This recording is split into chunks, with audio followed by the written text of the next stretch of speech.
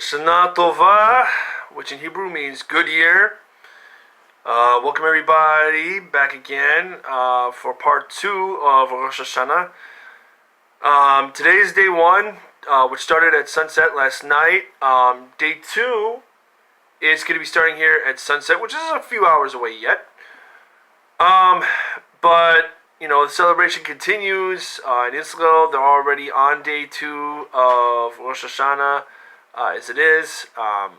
We'll be starting day 2 here again, here in the Western Hemisphere at sundown. Just to reiterate today's readings. It's Genesis chapter 21, verses 1 through 34. Numbers chapter 29, verses 1 through 6, which is Yom Teruah, the day of the shofar blast. It's 1 Samuel chapter 1, verse 1 to chapter 2, verse 10. And 1 Thessalonians chapter 4, verses 13 through 18, which is Brit Chadashah, the New Testament or New Covenant.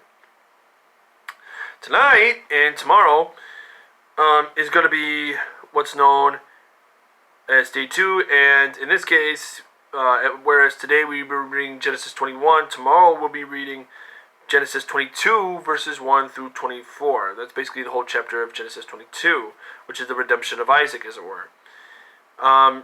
Jeremiah chapter 31, verses 1 through 19, the Haftarah, the prophets, and 1 Thessalonians chapter 4, verses 13 through 18 is there again, and that's the one continuous passage in the New Covenant for the year.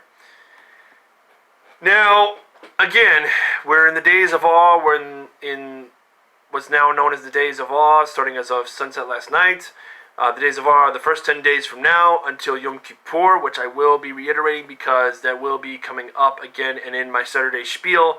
Lord willing, this Saturday, I will be not only talking about the weekly reading, which is Parashat Vayelech, but it's also Shabbat Shuvah, which means the Shabbat of turning, or turning away from past indiscretions or evil deeds, and turning towards back to God, back again. And just like God redeems Isaac in the second passages that you'll be reading today, just like he redeems Israel, just like Yeshua, Jesus has redeemed us, so we are to take that time to reflect and to turn back to God, back to his grace, back to his mercy, back to his loving kindness and his salvation. In the case of Messianics, we do things a little differently with Yom Kippur and with Rosh Hashanah and Yom Teruah.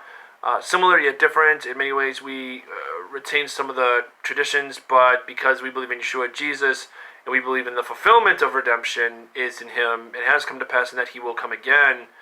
And that's the difference between Messianic Jews and the rest of the Jewish communities, that the rest of the Jewish community is waiting for Messiah to come the first time, whereas Messianics, those of us who have surrendered to Messiah Yeshua, we are waiting for the second coming of Yeshua Jesus.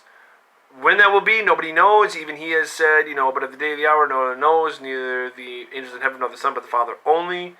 So we don't know when that day is going to come, but we shall see.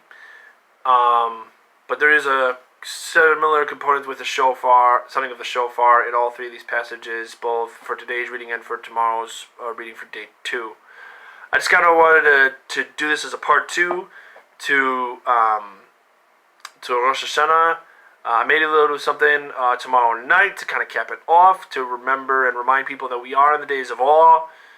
And hopefully that is something that people will keep in mind as the days go ahead. Again, you have the passages for today, which I mentioned. If you want, you can run this video back and read those again. Or you can take the Rosh Hashanah readings, which are right here. You can kind of zoom in a little bit and you'll see them. And those will be for you to read and for you to meditate on as we go through these times. But again, first day of Rosh Hashanah is almost winding up. And by the way, for those who are wondering what we do at Rosh Hashanah, we break out the bread, the challah bread, which is tradition, which is the twisty bread. For those of you who haven't had it, it's good stuff, just very good. And there's fruits. because Sukkot, the feast of harvest, you have Shavuot, which is the feast of first fruits, earlier in the year, and in the case of Sukkot, it's the Feast of Tabernacles, where there's also known as the Feast of Ingathering, where people gather in and people have the fruit of the harvest, and Rosh Hashanah is a little bit of a foretaste of that.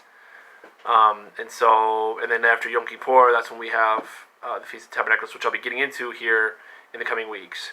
But I just want to let everybody know this. This is Bobby G, aka Bobby Bookworm. Hope y'all are enjoying this time of fall, of new starting again. Also, funny enough, school started today as well. Today was the first day of college students, I should say, coming back. So it's interesting that the first day of college is also the first day of the Jewish New Year. So it's kind of a neat little tie-in this year around. But y'all have a blessed day again. L'shana tova. Have a good year. And hopefully I'll see y'all in the not too distant future. Peace.